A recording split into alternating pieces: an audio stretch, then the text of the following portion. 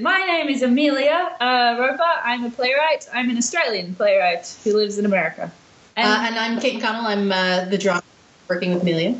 Awesome. So what's the play that you guys are both working on?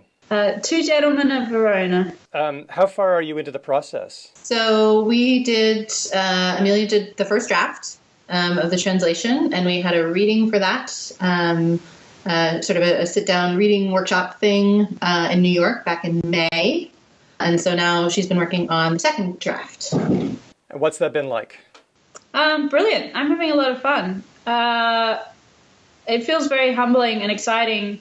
Two Gents is one of his earliest plays, maybe his first play, and there's a lot of things that he does in that play that you then see him do again and again and again in later plays.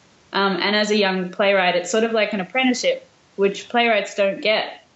I mean, you can be an assistant director, you can be an assistant lighting designer, you can be an assistant for pretty much every position in the theatre except playwriting.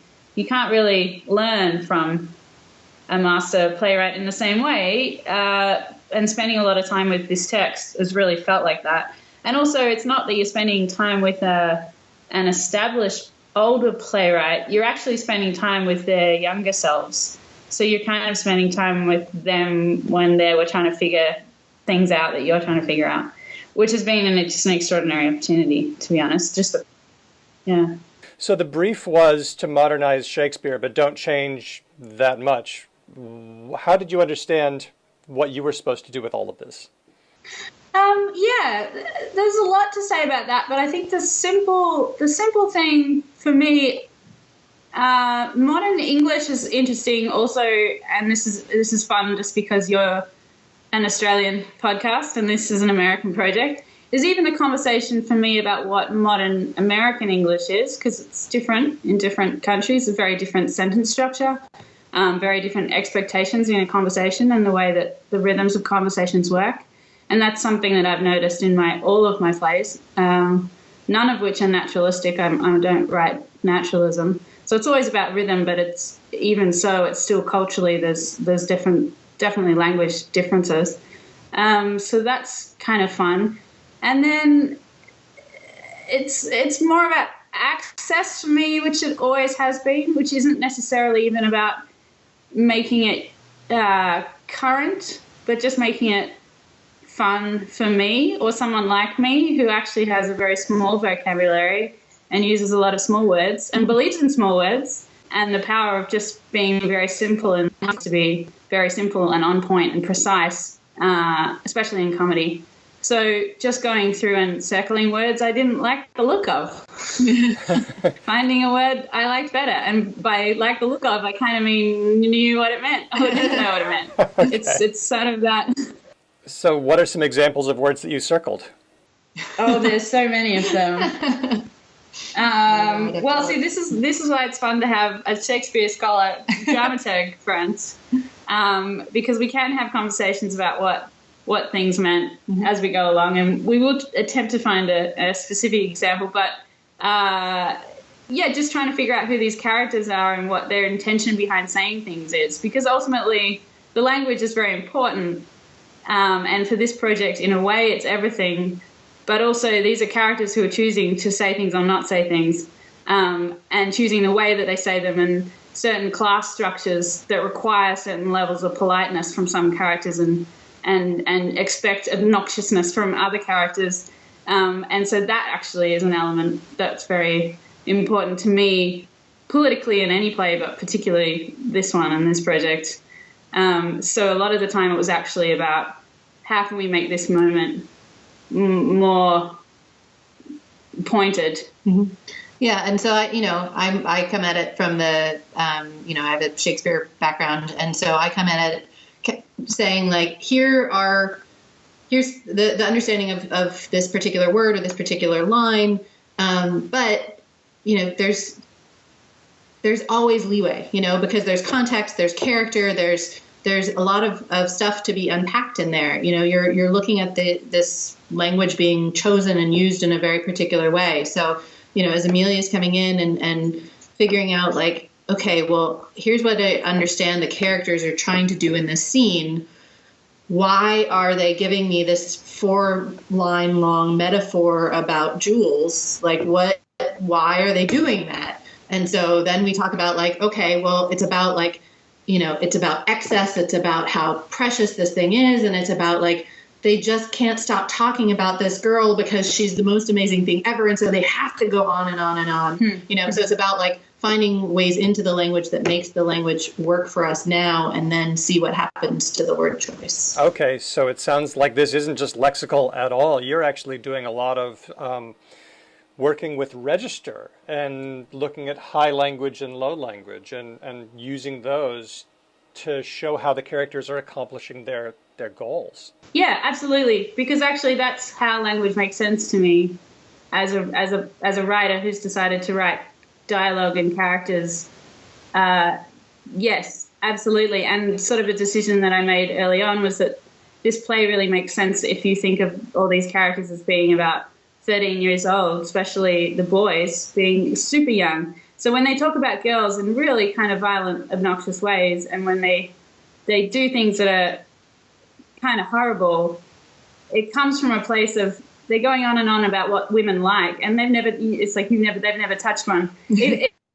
So when you do this play with older actors, like in their 20s or 30s, and they're very articulate, and this kind of like hangover we have from the Victorian era and the way that they screwed up some productions and the ways that we see Shakespeare's plays today, and the reverence for them, which is not helpful, I think, in a lot of ways. This is one example of that. So like these are kids it's a decision that I made. If you look at actually what their life expectancy might have been then, and actually the ages that they would have had to make decisions about wives and decisions about their place in society, and how much they would have felt pressure from their family name to accomplish things and to be cool, basically, before they die at like 30. Then it suddenly all sort of clicks into place, and that becomes the language. Those become language choices as well. Yeah, and that's all. I mean, it's all Amelia's like, I made this decision, but it is really all rooted in the text. You're starting with that it's it's the two boys are like the one, they're being sent by their fathers out to like be fostered and like grow up at this other court so that they can learn and make business connections and that sort of thing. It's like the kind of thing you do with like a teenage boy. Like, send them off to like learn this thing, meet some people, because this is going to be important when they get to be, later teens, early 20s, when they're old enough to actually kind of be in the business and make decisions and that sort of thing. So it all kind of makes sense. Was there anything gross and misogynistic that you needed to get rid of that just wouldn't have worked for a modern audience? No, not for me, for this play, actually, which is one of the wonderful things about Shakespeare and his understanding that the young women in this play are very smart and very articulate, and there is misogyny in it, but it's coming from characters. You have an awareness of what it is. Like, you can see outside of it, and for me, actually, it's about really ramping that stuff up and pointing it out, because it exists in the world, and we're just pointing at the fact that it exists in the world, especially in these kind of higher class communities who don't understand their servants of any gender, actually, and also when it comes to the roles of men and women. We were actually talking earlier about how much we love that that Julia and Sylvia could be competition. This play could be written in a way where they're fighting each other, and actually it's set up as though they maybe should be, but they don't buy into it. They're smarter than that. They don't buy into the premise, and they end up helping each other out in an our version in particular ways, and in the original, and they end up as friends, and what they're saying is they're sort of sparring on an intellectual level, but they're not set up in the way that a lot of, say, movies made in 2017 are, when it comes to there being one lead guy and two women fighting over him. So in a way, it's like, it's almost more sophisticated. We don't need to fix the old world. We kind of need to fix the current one. That's for sure. Well, let's talk about the fixing. I would love to hear an example of a line or a bit that gave you trouble. No, we were looking at lines to see if anything came to mind. There, There's comedy is always interesting, the jokes, that sort of thing. There's who is it? Speed, the clown, has like a 2-page long monologue with him and his dog, and how do you make that something that can be funny and understandable and keep the audience's attention for, and a lot of that's already in there. It's just about, taking out the obscurities, right? Yeah, absolutely. And I want the dog to be a person in a giant dog costume, like Wilfred. Like Wilfred. Yeah. And that's just fun. Yeah. And one of the things that we were talking about earlier, we were having some discussions with other folks, is we're really actually quite conservative in how many changes were made, which I think surprised us even going into the process. I'd say, no more than like 10%, maybe less of words and content got changed here. But it makes for the first draft, yeah. But it makes a really big difference. We did this reading, and listening to them work with the language was really exciting and cool. And we asked them at the reading, how much of this would you say was changed from Shakespeare? And they were like, what, probably 50%? Yeah, they were convinced that like half of it was changed. And these are actors that I work with in New York a lot, so they know my plays and they know my language. And yet still, we read this with, say, first draft, maybe 10% of the language changed. And it just made it so different that they were convinced. They were like, this is Amelia's play. Like, this is half Amelia. It's definitely. Yeah. They were shocked. They were all shocked at how little we had to change, which was very interesting. Yeah. To learn. Yeah. So it's like some speeches, I think you had some fun playing in the very beginning with a couple of the speeches where you would kind of rephrase a number. You'd rephrase a number of the lines, and then there's speeches where you change one word, and that's all that was needed. Can you give me a before and after? Yeah, sure. Look, even the first sort of few lines of the play, maybe Kate can do the before and I'll do the after. Sure. So it starts with Valentine saying, "Cease to persuade my loving Proteus, home-keeping youth have ever homely wits." Okay, that's tough. Yeah. So you want to do just the translation of those two? Oh yeah, these two, and maybe I'll do the next two because in my head they're connected. Yeah. Maybe they're not. Oh yeah, so stop protesting, my loving Proteus. Yokel kids have ever vocal wits. Were it not your sticky love keeps you stuck here, I would demand you join me. Yeah. So I mean, I love that Amelia did. The sort of home-keeping youth have ever homely wits it's parsable. We can get it, but it's not going to kind of hit your brain super easily, especially because it's the second line in the play, right? And your brain hasn't adjusted to the rhythm and the text of Shakespeare yet. That always takes a little while. So the fact that she kept the rhythm and did a lovely little kind of rhyming play there with yokel kids have ever vocal wits. Like when I saw that, I was like, yes, so good. That was a good one. So I think it's one of those examples where, there's times where you don't need to change a word, or you just switch the order of these two words, or you change this one thing, and it's perfectly understandable. And then there's times where it's like, let's give them a little bit more help here.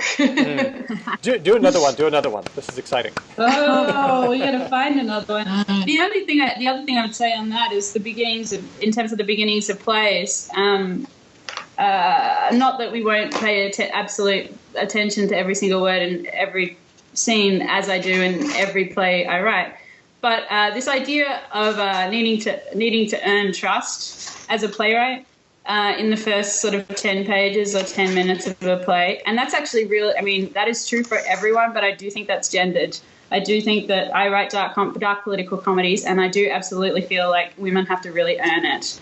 And then you put on top of that, it's a woman attempting to make Shakespeare better. Ugh, how terrible! So it's like then you're fighting against that as well.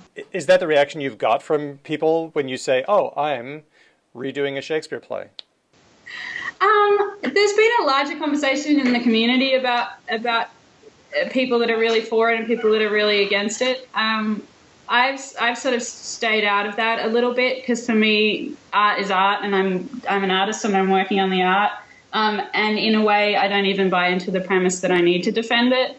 That film versions, TV versions, directors every day spend a lot of time with this text, adapt this text in various different ways, make decisions about it. We're all making art. We're not burning books. They're still there. You can have them. So I kind of feel like I'm not even gonna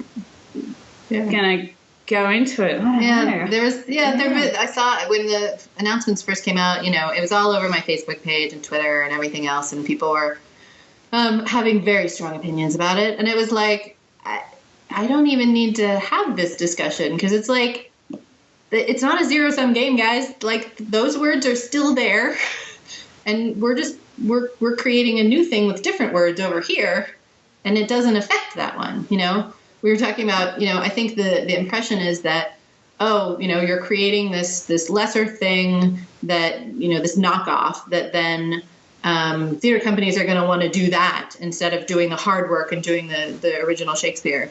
And, the kind of first response to that is, well, these are new texts, so they'd have to pay royalties. So a lot of theater companies aren't going to want to do them. Good point. But also the idea that people today, living today, that we can't possibly be as good as or contribute to people living in the past is something I think it's a very human feeling. And it's one of the kind of more dangerous ideas around nostalgia. And I think it speaks more to people feeling like they're not good enough. And I'm not going to buy into that. I can't be an artist every day and believe I'm not good enough. I just need to know that I am. Mm-hmm. I have sometimes felt like this is one of the most dangerous ideas that we have today. The idea that people back in the past knew how to do stuff better, and if it's old, then it's really good, and we don't know how to do stuff now. That idea just bugs me because it means that really old, bad ideas get kept. Well, yeah, and the fact that we live in a culture now where it's absolutely not perfect, but there is a much more diverse range of people allowed to say what they think now and allowed to lead when that comes to people of color, women. Like, diversity now is a conversation. Yeah, which is, I think, one of the great things of the project, that I know that they made a point of making sure that it was evenly split between men and women playwrights, and at least 50% people of color. Yep. So, like, actually bringing those voices into conversation with Shakespeare in a really direct and cool and interesting way. Yeah. I'm actually excited when people get angry. I'm excited by that. I'm excited by theatre being something that people are either really with or really against, because I think that there is so much theatre that's made in this world that you don't have a response to that's safe, and you come out of it and you feel apathy. You feel nothing. And I think that apathy is actually so much worse than having a lot of people be very angry or very excited or half-half in our case. Or like the fact is, like, bring it on. for when this project was first announced, like, that there were conversations happening about Shakespeare on, like, the front page of newspapers all over the place. It's like, that's new. When's the last time that happened? Yeah, and Shakespeare still has the power to shock. Yeah, and I think Leslie Cross, who's another dramaturg this morning, was describing it as a gateway drug. Yeah, I like that metaphor, that these plays get people in. Yeah, you kind of listen to them, people come to readings of them, and they're like, I didn't think it was going to be like that. Now I want to go read the original so I can see kind of what they did with that. And then they're actually, more into the original because they had this experience with this one. Yeah. Are you having fun this weekend? Absolutely. Yes. Yeah. I love all this. Yeah. I will do it. I love Shakespeare and I love this project. But this morning when they went around the room and asked everybody what drew them to this project, I just said, OSF asked me to do something and I will always do everything OSF ever asks me to do. Because I love it here. I've worked here before. It's a brilliant company. Yeah. They have a lot of amazing projects. They're really interested in art as a cultural conversation and what they can contribute to community. And right now in America, politically, that just is so important to me and to them. So, my name is Yvette Nolan. I am I'm the only Canadian on the Play On project, and I'm one of two Indigenous players in the Play On project. My dramaturge, Waylon Lang, is also Indigenous, but he's Carrick from here. And I'm Algonquin from Quebec. Cool. And I'm doing Henry IV Part 1. How's it going, first of all? It's kind of going fantastically. Like I'm really, really satisfied. Well, not satisfied, but really charged by the project, and we just had a reading of half of my second draft in Stratford, and it was really, really great. So I'm loving it. I've loved the project. In fact, we're supposed to deliver 2 drafts and be done, but I just roped Waylon into, come on, let's do the 3rd draft, because now I know what I need to fix. I think a lot of people are saying that they sort of go down a rabbit hole because it's just so cool. It is so cool. It's such a luxury to sit inside the language and just play. So what are you changing? I mean, what are you finding in this language that you're changing it into? Terrifying. And I was incapacitated by doubt. And, it's Shakespeare and I'm not. And then a little sort of goofy thing that another playwright had done, sort of like, yo, bro, what up? Like, and of course we're not allowed to be colloquial like that. But it did break sort of the reverence for me.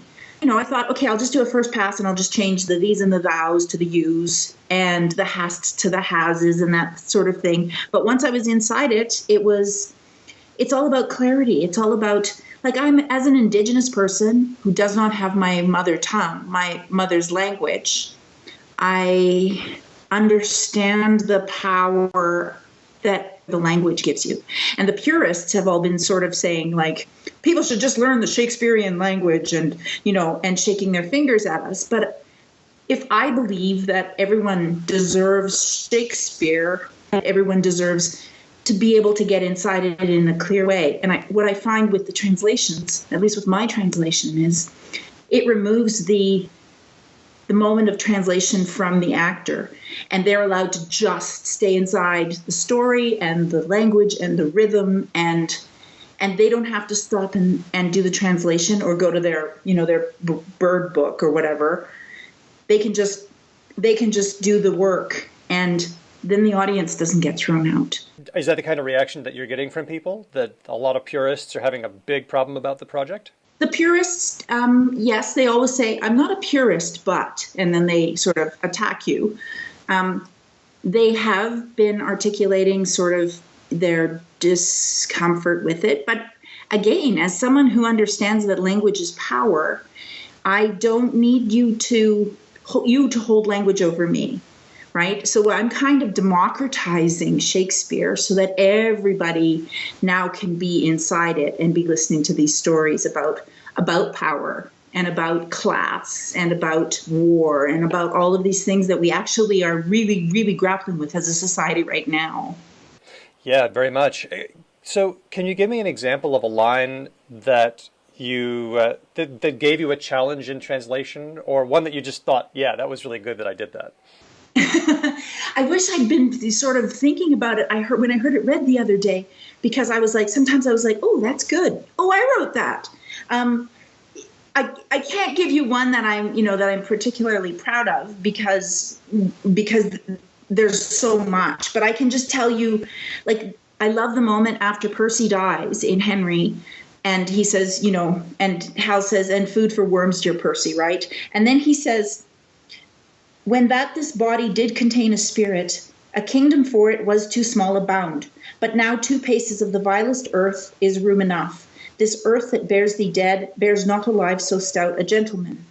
And I was like, yeah, I understand what that means. But my translation is, when this bold body did contain a spirit, a kingdom was too small a realm for it. But now 2 paces of the vilest earth is room enough. This earth that bears you dead bears no man now alive as valiant. Wow. So I didn't lose the meter, I didn't lose the intention, I gave the action, but I also took away, I took away the need to translate, because it feels to me now that everyone can just follow. And for me, because I love this moment so much, that's great. Like, to be able to give that kind of clarity around this moment and not have the audience go, wait a second, that's not what Shakespeare said. Like, that's a win for me. When the audience is just like, yeah, and they don't know whether that's me or Will or what combination. That's really a Mozart and Süssmayr sort of thing. One of the things, I'm a singer sometimes, and so, there's this thing about whether Mozart's Requiem, which parts are Mozart and which parts are Süssmayr. And I'm like, damn, if Süssmayr wasn't a great composer, he certainly was a great Mozart impersonator, because we can't even tell. And right. Being able to have that, being able to let the audience into that directly, that's really cool.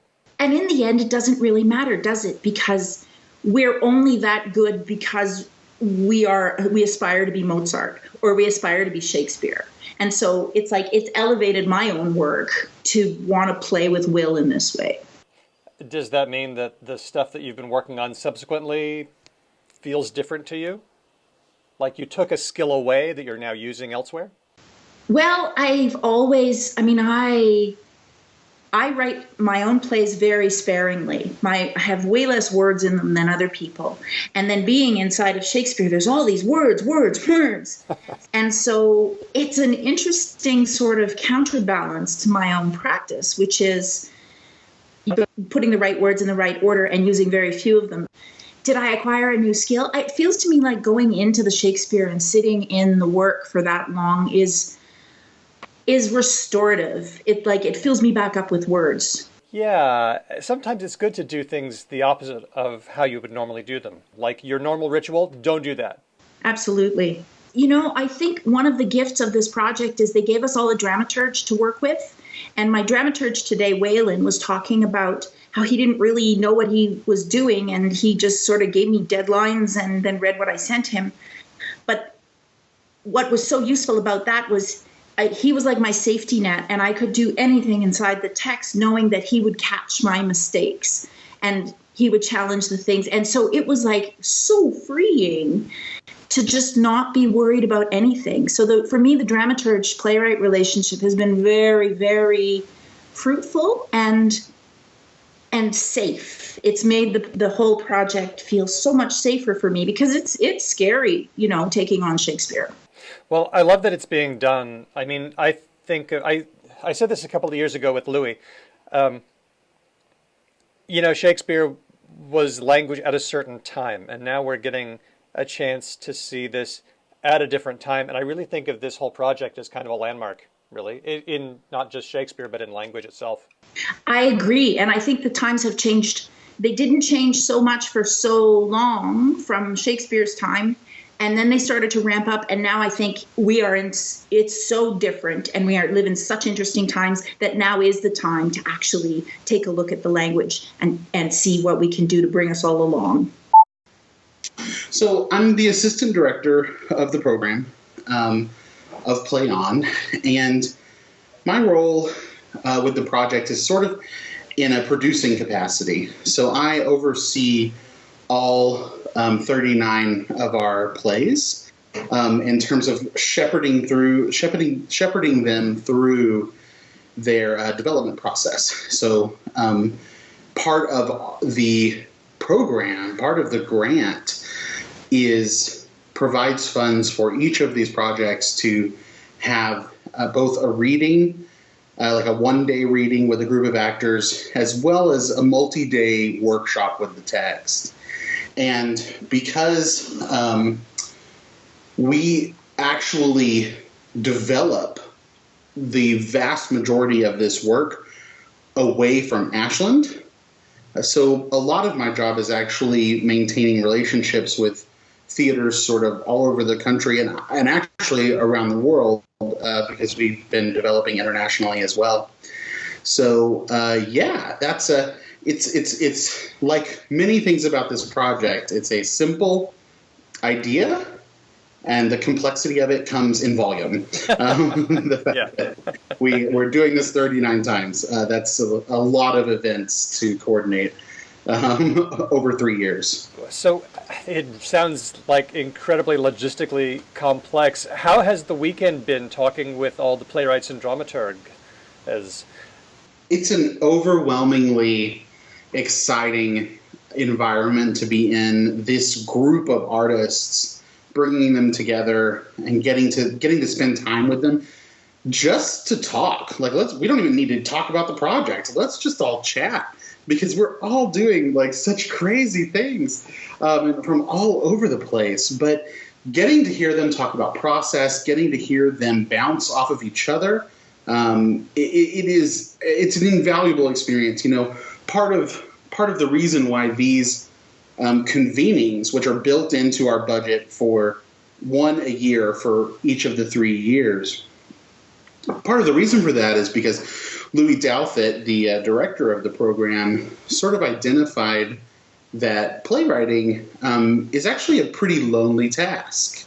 You are, oftentimes working by yourself in a room, trying to crank out your next draft. And so she wanted to build in a few things into our program that would sort of alleviate that a little bit. The first of those things was the assignment of, a dramaturg for every single project, so that everyone would have a buddy to kind of walk through this very strange assignment with. And the other was this convening, this opportunity to bring everyone together and actually talk about what you're doing. It's probably the one time in the lives of these artists that they're going to be doing something so similar to so many of their contemporaries.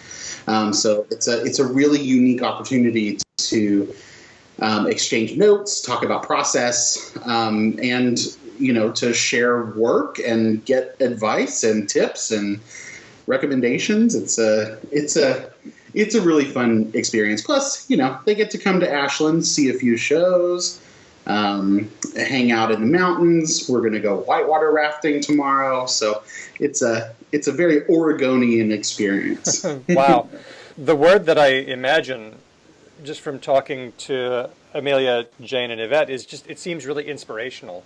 I think so. I think what's what I find really inspiring about the work is that, and this is, I'm basically paraphrasing Louis on this, is she'll talk about how whenever we're in a room and we're struggling with a text of Shakespeare, the eventual conclusion we always draw, even if we never actually reach a moment of understanding, is, well, Shakespeare was brilliant, we just don't understand, and that's okay. And she says, flash forward to now, and if we reached a moment in a contemporary playwright's play that we were like, this doesn't make sense, we don't understand this, that we would all say, well, she just needs to fix it. Something's wrong with that point. We don't actually lend contemporary playwrights as much generosity, honestly, as we do to this, play from 100 years ago. And so it's kind of an opportunity for them to walk with Shakespeare, have a playwright in the room whenever we're talking about these plays, which is something that we don't think we've had since, for a very long time.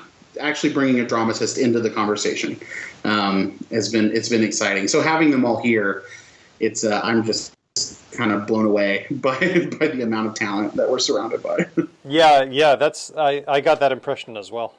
I am curious about the reaction that the project is getting. Like, I remember when this first came out, there was lots of positive gush and there was a lot of negative sentiment, like dumbing down Shakespeare or complaints of that nature. What are you getting from your end of things? Well, when we first announced, there was quite a lot of conversation around. There were a lot of, I think, really knee-jerk reactions from folks who potentially didn't actually understand what we were doing. There was a lot of misunderstanding out the gate. I think that part of that is because I think we live in a time where a lot of times people read headlines and not much else. And so, when the headlines are running like Oregon Shakespeare Festival updating Shakespeare or something like that, it's, people are like, what? But, I think that it was obviously a mix, right? It was a lot of people who had very knee-jerk reactions. And then a lot of people who had really thoughtful, nuanced critiques or commentary about what it was we were wanting to do. And then also a lot of people who were like, yeah, awesome, get in there. Let's do this. What an exciting idea. And I think even back then, our position was two things. One was how exciting to have all this conversation around Shakespeare. And two, let us at least do the work before you judge it, because that was a fascinating component of this, is that it was we were receiving criticism for an idea rather than an actual end product. So that was kind of fascinating. But honestly, we've all of that has very much kind of calmed down. We haven't. We occasionally something will pop up again, but there was a lot of in the moment reaction. And, we kind of figure there's a few other things for everyone to be mad about in the world these days. And so we're kind of flying under the radar at this point.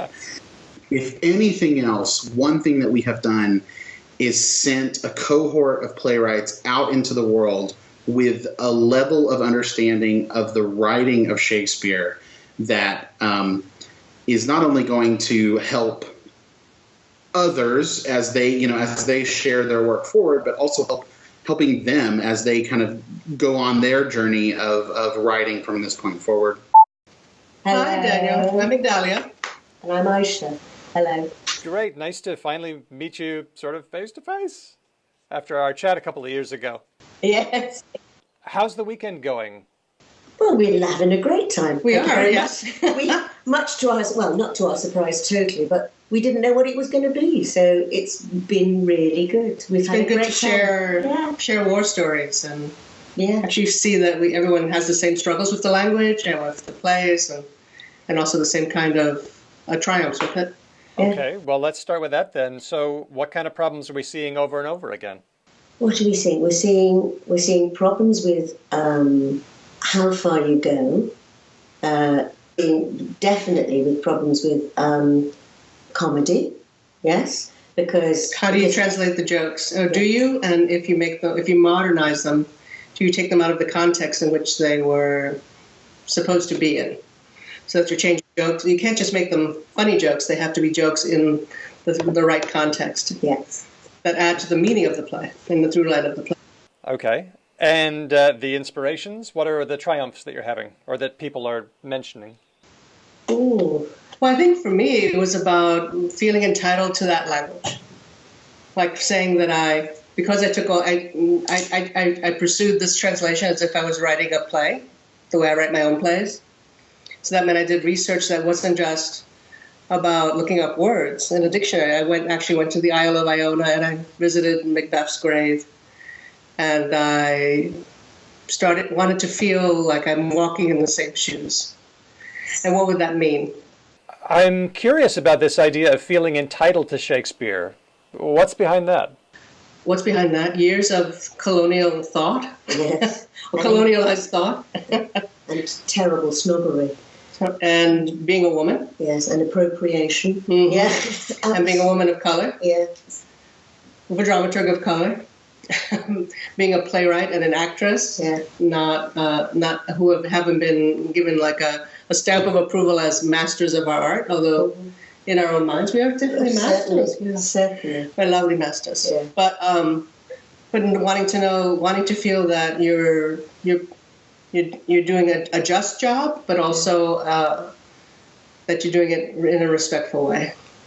Yeah. So who gives you that validation? That's. Yourself? Yeah, I was going to say you have to take it. No, you have to take it. I mean, because I'm English, as you can tell, and very funnily, at the kind of workshops in New York that we did initially, people thought I was taking the piss. They thought I was pretending to be English because we were doing Shakespeare. So it was very funny. So I had to explain that I really am. It's not my fault, but I have come from England. So, and I've done we worked together in the past doing play together, which is how we know each other. We've had a remarkable time, really, kind of reconnecting and working together in a completely different way. It's been fantastic. Okay, so you mentioned that there are things that you decide to take on, and there are things you decide to leave alone. I confess that I am rather surprised that you decided to leave a certain thing alone, and that's the these and thous, because when I first heard of this project, that was the one thing that I thought was going to be the first to go.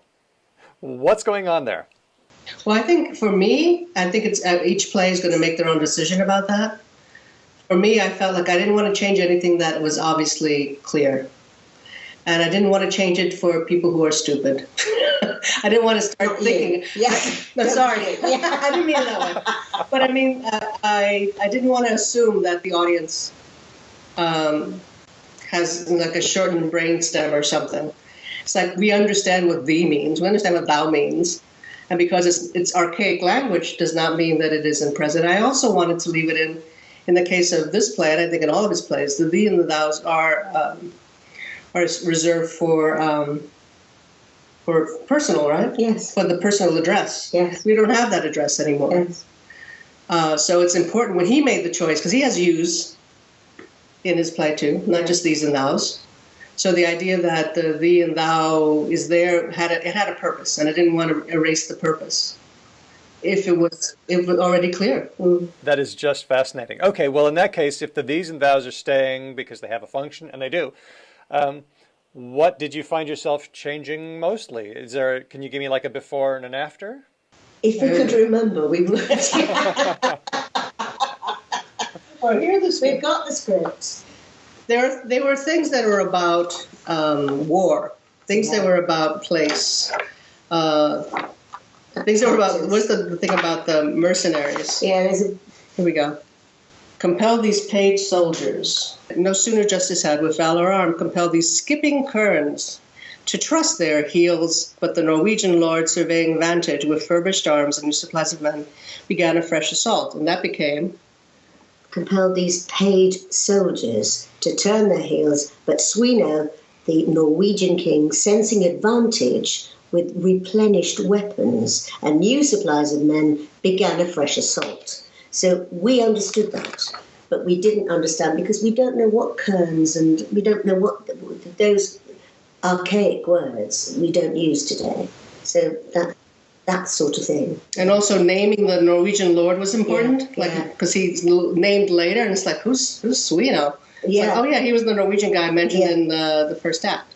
So making sure that all of those relationships were clear was an important thing to change, but also making sure that there aren't words in there that are just like, we don't have that word anymore. Yeah. So what does it mean, and how do you find that equivalent? And mercenaries had too many syllables, so it became paid soldiers. Very nice. One of the comments that Amelia made, working on Two Gentlemen of Verona, was that it saves the actor the necessity of having to be actor and translator at the same time. And I like that because when you read the after version, I was able to access that more or less directly. It just worked.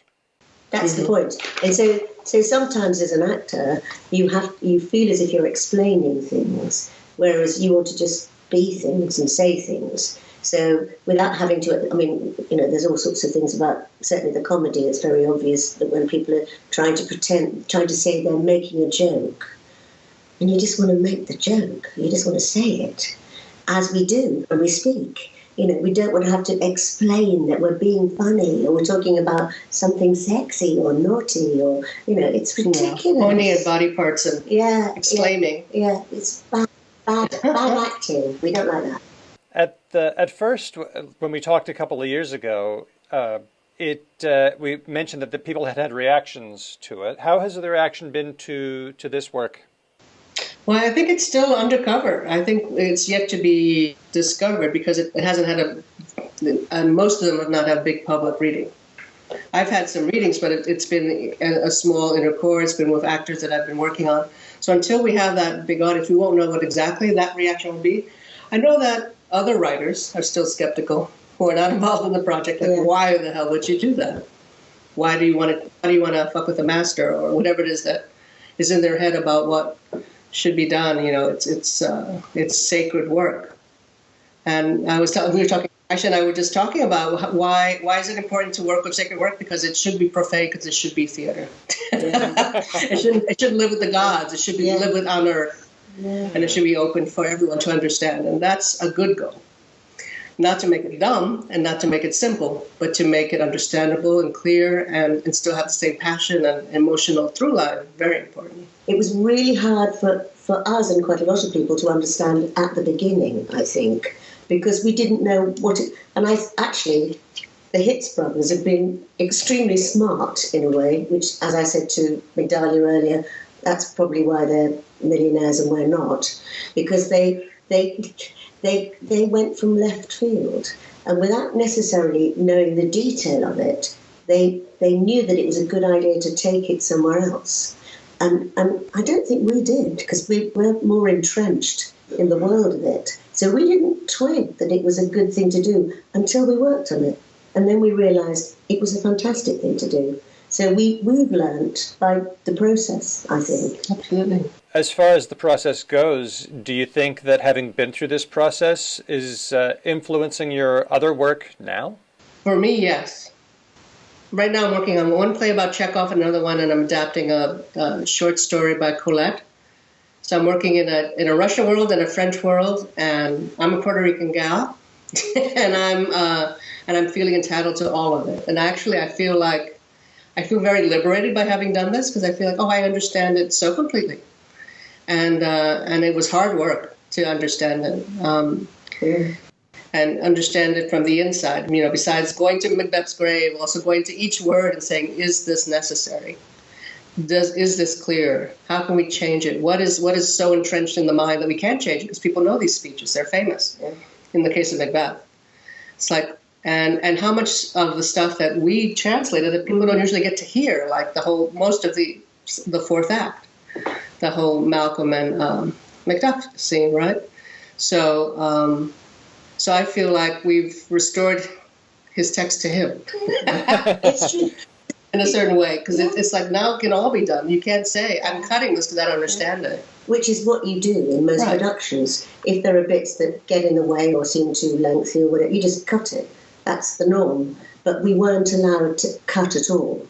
So we've had to make it all make sense, which has been a really interesting process. Yeah. Wow. Tell me about the witches. We talked about the witches and how you were thinking of approaching that. What happened with them?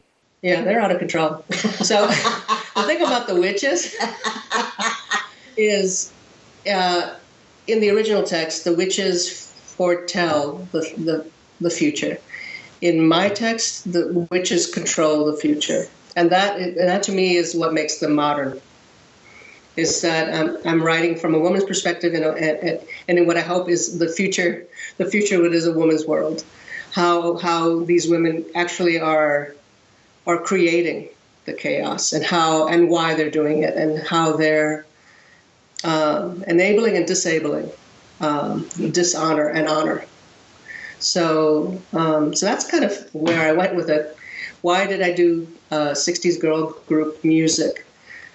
Somebody asked me about that. I think it's because I feel like that's a female power harmony. And I feel like the witches need to have the music in them. And they need to be women of color, and they need to sing from a place that is both joyous and harmonic, even though they are creating this chaos. And don't ask me why, because I don't really know, but it felt right when I wrote it. For now, it might change if we're lucky enough to get a production. It would be interesting to see how that works, and if I decide I want to change that, because there are things I might want to change. Yeah, cool. I mean, I'm open to even changing the thee and thous, though I feel like I'm not, because I've already fought so many fights about them. I feel like it's a right to keep them. Yeah. So we'll see. Yeah. let's go back. Yes. They get a musical number. Yes, they do several. Yeah, that's not in the text. I think I made that up. But I also think what I didn't make up was the fact that they are omnipresent. And I wanted to put them into the play, sort of introducing the acts and also that big scene that they have of Hecate, which is always cut. I wanted to understand how they manipulate her. So one of the interesting things I did with Hecate is she's in couplets and Duncan is in couplets, because they're both sort of the innocent leaders and the good-hearted leaders in some ways, even though Hecate's the queen of the witches. You might have your own feeling about if she's good or bad. But she's definitely, there's something kind of innocent about it because she's being fooled by these witches. The witches don't want to do what Hecate says. They want to fuck with Macbeth. They want to have fun on Earth. So they have to placate her. She's the boss. The same way Duncan is this, very kind and like, oh, look at the birds and the purple winged martin in the and so you want to, before he gets killed, you want him to be lovable. That's how I felt. So it's like couplets seemed right, and I like making that parallel world between Hecate and Duncan. But then the music for the witches, I feel like when they're alone, what do they do? So I felt like there was a whole world that Shakespeare had not explored. And for many reasons, he probably couldn't have explored the very inner world of women. And that I felt like that was a mandate. It's like, if I'm going to write this play, if I'm going to deconstruct this play and reconstruct it, what would I change? What would I add? And that's the place, because he hadn't had anything for them. I was like, I think there's a little something missing here. So I went ahead and did it. It remains to be seen if that works on stage, as everything does when it's a new play. So we'll see. And but actually, the form of writing, I've always thought, for the witches is so different from the rest of the people, apart from the fact it's different. Intaminate anyway or not. And because of the repetition, which you always have in songs, you always have that in songs. We don't know that they weren't things that were sung or. So, and there is a song indicated in the script that probably Thomas Middleton wrote, maybe, or we don't know. We don't know. It's like a song. They sing a song from the Fairy Queen. Something appears in the text. Which is really? Yeah. Well, why? But also, it doesn't. Yeah, we don't know how. All we know is that it must have been really frightening to see witches on a stage at that time, because there was such a big witch hunt and things were so alarming at the time that the audience would have gone, "Oh my God, it's a witch," and would have been terrified. So that's the thing that I kept saying we've got to find out how to frighten people, but in a proper, real way. Right. Well, I actually didn't think my witches were scary, but I thought, what are people really scared of now? They're scared of race. They're scared of women in America. Yeah, and sex. And they're scared of sex. Yeah. So it's like, I'm going to make them like sirens. They are going to be the sexiest damn witches you've ever seen in your life. They're going to frighten you, and they are going to seduce you, and then they're going to ruin your life. Yeah. Because they can, or they will make your life like I feel like I'm planting the seeds for my future adaptation with Flayouts. That the fact that they're sort of bringing him up now. So Flayouts can, what is the future of England beyond Brexit? Yes, tell me hopefully. About it. Yeah. Knock on wood. Yes. Yeah. So it's odd because, as I remember the brief, you're just supposed to treat it very, very straight down the line. Don't transplant it to Brexit era Britain. But these are our times. This is where we are, and you can't really divorce the project from any of that. But that's how people take it, right? So you can still be as true as you can to the text, but the reason that it's a classic is that it's got something to say to all future generations. So they will take from it the bits about Brexit. You don't have to be obvious, but they will take from it what they know. So. Yeah, I saw a production at the Globe last year where the Porter scene, all the jokes were about Donald Trump. I was like, whoa, okay. So we can take any liberty we want because, for me, that was kind of obvious. because I like the idea of keeping the joke connected to the text. And he's making a joke about the church. He's making a joke about the French. He's making a joke about panties. So we've done that. Yeah, we did made the jokes about panties, the French, and the church. But yeah. But in a way where the joke made sense to us. Yes, yeah. But where we thought it was funny. Right. We worried when we did the first reading in case it really wasn't. Very hard. Yeah. And then people was a hard one to started. translate. It was really hard. That's one of the hardest things, wasn't it? Jokes. And then actually everybody started laughing in the reading, which was such a relief because we were hanging on to each other, going, "Oh my God, this would be we really could fall apart on this bit," but it was good. So it's working. Well, I hope We so. feel like we are. Yeah, I know, right? Yeah, fingers crossed. So far, Yeah. for us. It feels like you're not so much bringing stuff into it, but uncovering what was already there the whole time. That's Yes. how I felt. That's exactly how I felt and how we felt. Well put. Yeah. Yeah, we hope so. It's been fantastic, Yeah, hasn't it? absolutely. And for me as a writer, I've learned so much, and it's great to work with someone as brilliant as Ishia to speak words and have them make sense. So that was a blessing. Yes, I mean the main thing for us is that it was a completely verbal connection that we had. We didn't do. Somebody I was talking to the other night said, "Oh yes, we've done it by email," and I said, "Oh, we only emailed to say, are you up at 12 o'clock tomorrow?" We have to talk. We have to talk. So ours was completely verbal, which I think Shakespeare was and is. So we needed to we needed to say the words and work out whether it sounded right or not. It isn't. Now, how does it look? It's not a written game. It's a verbal game. So that was our big thing. And oral, Yeah. by the ear, yeah. There was one more thing that I wondered about, and that is that when we talked a couple of years ago, you mentioned that you were going to do this, finish the project, and then maybe see if you were going to take it any farther.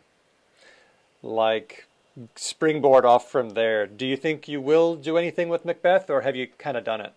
I think I will do. There's stuff I want to do. I really want to continue to create that musical world of the witches. So I feel like that in that place, and that would be the way where I would start my adaptation. Cool. Well, look, I really hope that this takes off and that I get to see it somewhere where I am. That'd be great. Okay. Thanks so much for chatting. It's great to talk to you both. And Thank you. You too. Nice to talk to you. Yeah. Okay, and hey, let's stay open to catching up again in the future. That'd be great. Okay. Fantastic. Thanks. Take care. Thanks, you too. Bye-bye. Bye. Bye-bye. Bye.